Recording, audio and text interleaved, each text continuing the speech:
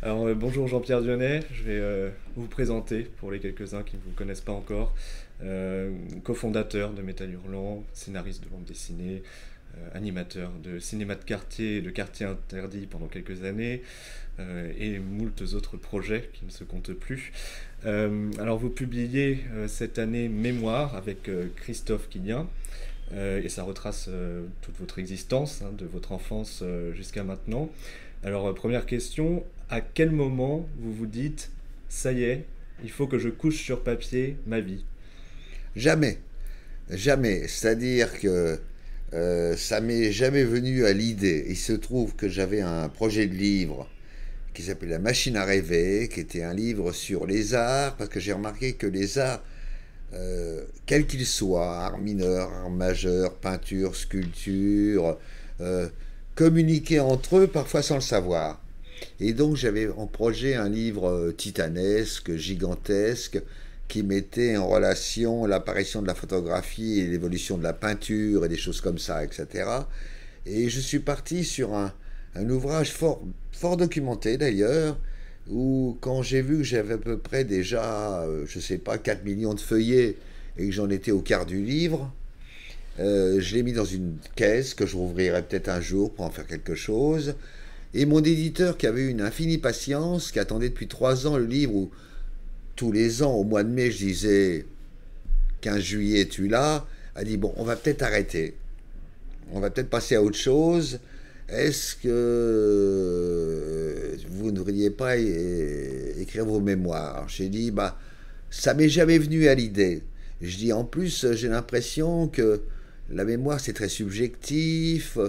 Je vais peut-être mentir par omission, par oubli. Si vous demandez le même événement à deux personnes différentes, ils vont vous raconter pas la même histoire, hein, comme c'est Rashomon de Kurosawa. Euh, Elle me dit mais si je vous mets en face d'un garçon très très sérieux qui s'appelle Christophe Quillien, qui est très organisé, qui connaît bien votre vie. Alors j'ai dit bon donc ça serait sous forme de conversation. Alors elle me dit oui. Alors j'ai dit ça me plaît parce que en tant que chroniqueur, en tant que scénariste, j'ai un petit côté un peu précieux, un petit peu 19e, avec des mots compliqués, une musique des mots, j'allais dire un peu violoncelle quand même, hein. Et je me suis dit que quand je parle, j'ai tendance à être plus direct, plus plat, et que les événements se suffisent, c'est peut-être pas la peine de rajouter dessus des violons et les grandes orgues. Et donc j'ai commencé à bosser avec Kilian au mois de septembre de l'an dernier, donc il n'y a pas si longtemps. À la fin de septembre, on n'avait pas fait grand-chose. En octobre, ça commence à s'éclaircir et tout d'un coup, en novembre, décembre, janvier, février, mars, et arrivé en mai, on se dit bah il faut qu'on finisse. Et là, c'est terrible parce qu'on voit qu'on a déjà de quoi faire 2 bouquins. Et on dit bon, il faut encore que je parle de ça, de ça, de ça, de ça.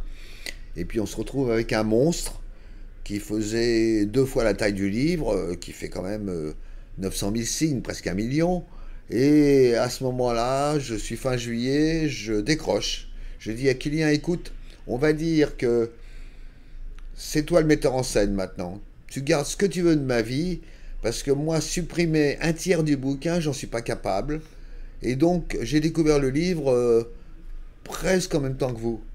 Et en fait, le reste n'était pas forcément utile. Bon, je regrette quelques manques de gens importants que j'ai voulu citer, mais en fait, c'est à peu près la même chose qui se répète à chaque fois. C'est des rencontres qui provoquent des amitiés, des groupes avec lesquels on va faire un groupe fort pendant quelques temps. Le fait que quand on est plusieurs, je suis pas un travailleur solitaire moi. Quand on est plusieurs, même avec un dessinateur, ça peut être simplement, on se sent plus fort. On est dos à dos contre le monde entier, hein, comme chantaient Stone et Chardin qu'on a bien oublié aujourd'hui. Donc, euh, je me dis qu'il y a assez de choses dans le livre. Il y aurait d'autres événements, mais ont-ils un intérêt? Non. Ça serait soit du name dropping, ce qui n'a pas un très très grand intérêt, soit des fêtes. J'ai dit 5 de mes villes favorites au monde. Bah, j'aurais pu en citer 15. Big deal. Pas la peine. Alors, à un moment du livre, vous écrivez que vous vous retrouvez dans une librairie parisienne dans laquelle vous lisez un numéro de classique illustré et vous écrivez que vous avez l'impression de faire une overdose de souvenirs et d'images. Alors, est-ce que c'est vertigineux comme ça de replonger dans son passé pour en ressortir quelque chose du titre de l'autobiographie?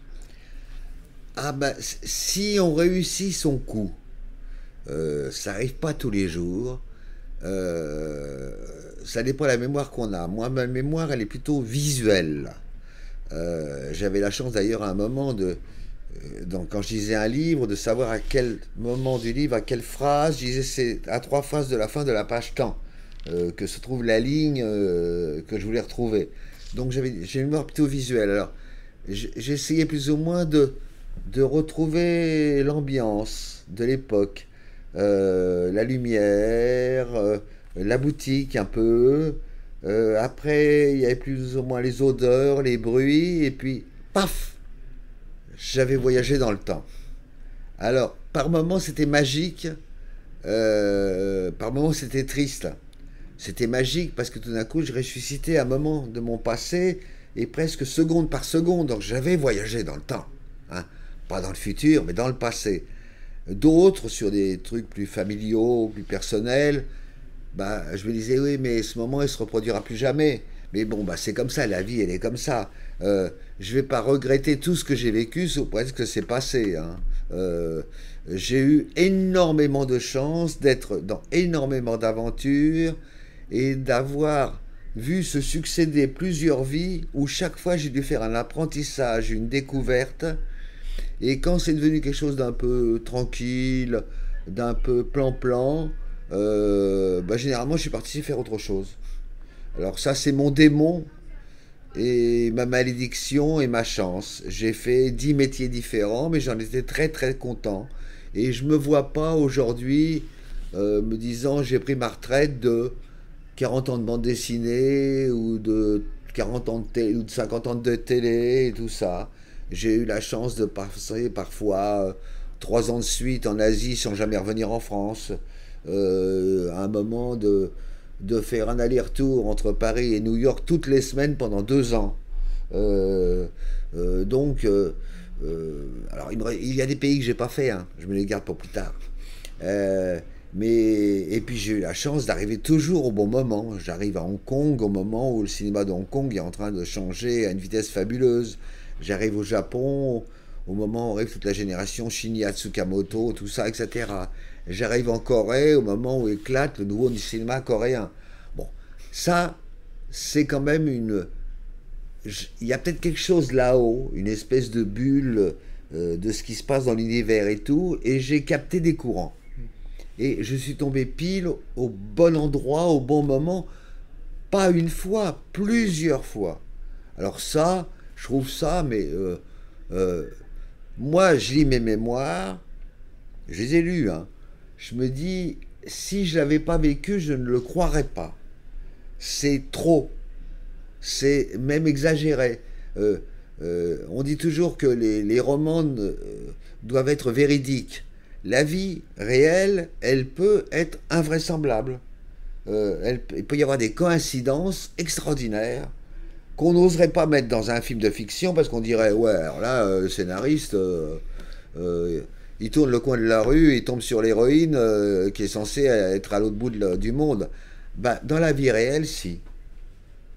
Et alors, vous parlez forcément beaucoup de Métal Hurlant dans ce livre. Et il y a un moment intéressant où vous parlez justement de Blade Runner et de l'article qui a été écrit à ce propos par Philippe Ah Manœuvre oui. dans un certain numéro. Et c'est vrai que Métal Hurlant a une répercussion sur la culture qui est énorme. Et vous ne l'avez pas toujours bien pris, et notamment pour Blade Runner. Et du coup, je voulais savoir quelle était la limite justement entre l'hommage à Métal Hurlant que vous acceptez et ce qu'a fait Ridley Scott avec Blade Runner. Oh, bah, l'hommage, j'accepte très très bien qu'on ait changé. Druyer le dit mieux que moi parce qu'il dit on fait partie maintenant du patrimoine commun. Il dit quand un mec copie les vaisseaux un peu déglingués qu'on faisait à une époque, c'est pas forcément nous qui copie, c'est l'imagerie qu'il a déjà vue dans des films, dans des BD, dans des livres. Donc on fait partie du tronc commun. Alors, Quand c'est respectueusement George Miller qui va faire un film auquel je ne crois pas, qui appellera Mad Max, et parce que j'ai pas donné le titre Métal Hurlant, je trouve ça très bien. Quand c'est Alien, avec qui on s'entend très bien, avec Ridley Scott, à qui je donnerai d'ailleurs le numéro de téléphone de Giger, qu'il n'a pas et tout, je trouve ça très bien. Quand je trouve que le film est à 80% copié sur des univers à la Moebius, sans qu'il soit jamais cité, sans qu'il soit même conseiller visuel et tout, je suis pas content. Giraud, il était drôle parce que Giraud, il me disait, ouais, moi j'aime bien Ridley. Je dis, mais tu sais, le film, on va faire des copeaux, hein, parce que on trouve que un, c'est pas Dickien, parce que le héros, il a un côté super héroïque, et que Dick, c'est des personnages minables, alors que là, ça devient des personnages costauds. Deuxièmement, il t'a pompé de manière hontée. Il dit, écoute, si tu veux le dire, tu le dis. Je dis, je vais faire pire que ça. Je vais enlever sa muselière à manœuvre, qui peut être féroce, et je vais lui dire, attaque. Et bien sûr que je suis injuste avec le film, bien sûr que c'est un bon film, mais je trouve qu'on est à la limite quand même de l'hommage copier-coller. Par contre, quand je vois Captain America Winter Soldier, la manière dont l'immeuble est un immeuble des années 50-60 qu'aurait pu connaître Captain America, mais tout tagué, et ça je trouve que c'est une jolie BD post-Moebius. C'est-à-dire que ces immeubles qui ont été ultra modernes à un moment, ça y est, tout d'un coup, ils sont vieux. Et quand je vois Battlestar Galactica, qui est dans un univers totalement de science-fiction à la métal, ça me ravit, avec le côté Shakespeare dans l'espace, etc. Oui, je suis de mauvaise foi, oui, bien sûr. D'ailleurs, Metal Hurlant était très souvent de mauvaise foi, et je changeais d'avis comme de chemise, et il m'arrivait de dire absolument le contraire de ce que j'avais dit la veille, parfois parce que je trouvais qu'un type évoluait mal, parfois aussi je me suis repenti sur des gens dont nous avions dit du mal, et je disais on est passé à côté d'un truc. Il n'y avait pas une ligne cohérente, voilà. Nous sommes un journal, nous avons été un journal incohérent. Les dessinateurs, les auteurs n'étaient pas forcément d'accord entre eux, je les laissais s'exprimer, je m'exprimais moi-même. Quand je voulais dire du mal de moi, parce que ça m'arrivait de trouver que j'éditais des trucs moyens, j'utilisais Joe Staline pour m'insulter, parce que comme ça Joe Staline disait, ce pauvre Dionnet est devenu un éditeur comme les autres maintenant, hein. Il fait des trucs pour vendre, hein. Donc c'était un journal d'une grande incohérence, mais est-ce qu'il y a eu dans l'histoire du monde un autre journal qui n'a pas eu de ligne directrice du tout? Je crois pas. Je crois qu'on a été de l'ordre du chaos. On a été un journal d'une incohérence absolue, et qui reflétait par juxtaposition de tous ces dessinateurs très différents quelque chose d'un peu de parcellaire, mais on pouvait voir diffusément quelque chose, oui, quelque chose, mais quoi, on ne savait pas exactement. Des temps troublés, qu'on montrait de manière troublée, avec des gens convaincus, mais qui ne disaient pas la même chose. Alors je profite que vous parliez de Captain America pour vous poser une question à propos de Marvel, parce que vous avez bien connu ces univers-là, l'univers des comics notamment, et vous avez connu Stan Lee. Alors récemment, il y a quelques polémiques, on va dire, entre guillemets, où Martin Scorsese aurait dit que les films adaptés des comics de super-héros seraient des attractions cinématographiques plutôt que de réels métrages artistiques. Et est-ce que vous n'avez pas l'impression qu'on rejoue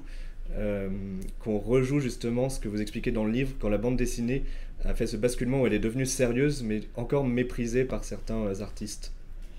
Alors, non, alors moi je pense que Martin Scorsese fait les scénarios les plus gonflés du monde.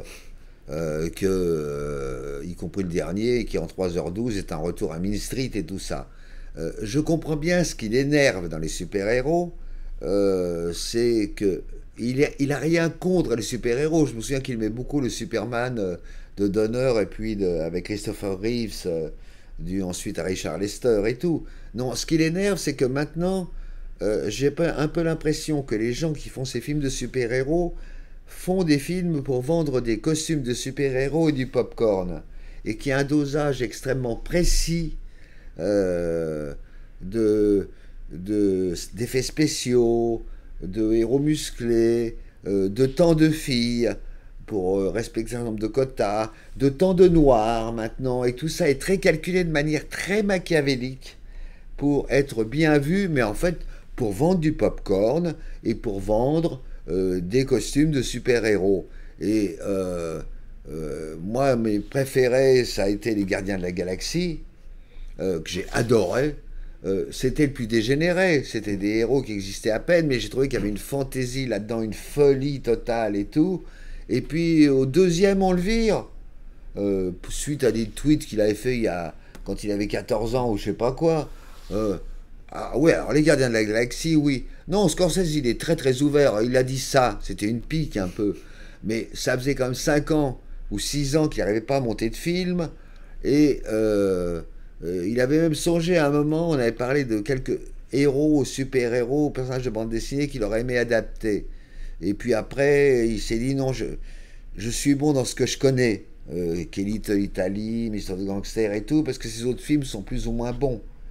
Donc, Scorsese, il a le droit de dire ça. De toute façon, pour moi, Scorsese, il a tous les droits. Tarantino, lui, par exemple, il voulait faire des super-héros, mais il voulait pas payer de l'argent à Marvel ou à DC. Donc, il avait songé à un moment à créer ces super-héros. Et puis, comme il a vu que c'est un peu une usine à gaz, qu'il fallait monter tout un truc, etc., mais lui aussi, il avait songé. Moi, très franchement, je ne suis pas bouleversé d'attente par la prochaine aventure des Avengers où Thor viendra se rajouter aux Avengers. Mais qu'est-ce qu'il vient faire là, Thor?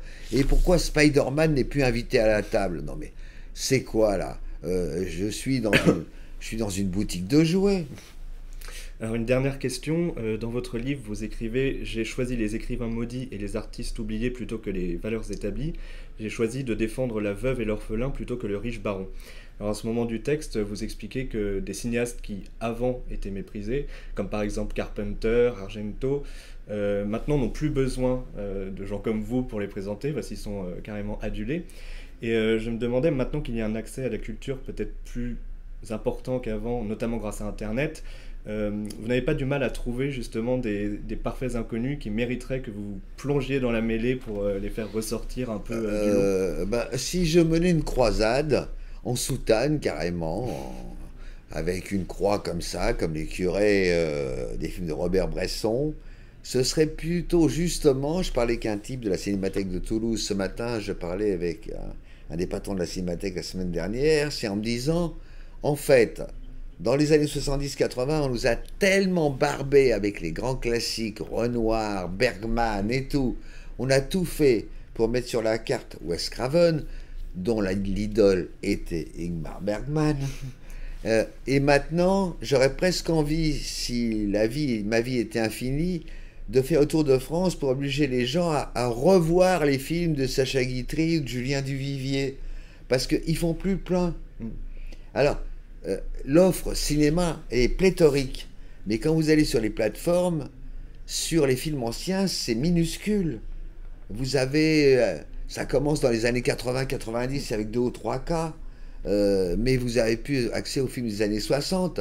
Et je crois pas être le seul, parce que l'autre jour, dans un canard bisseux, assez bien fait, c'est peut-être Alibaba et tout, le titre disait, ouais, enfin, faudrait quand même qu'on arrête avec le western italien et qu'on remette en avant des copies neuves, des grands films de Ford et autres. Oui, on a inversé les valeurs. C'est-à-dire que ce qu'était la culture bis, vous avez regardé le point pop, le point fait maintenant un numéro pop tous les je sais pas combien. C'est-à-dire qu'on a inversé. Mais je trouve pas ça mieux, moi.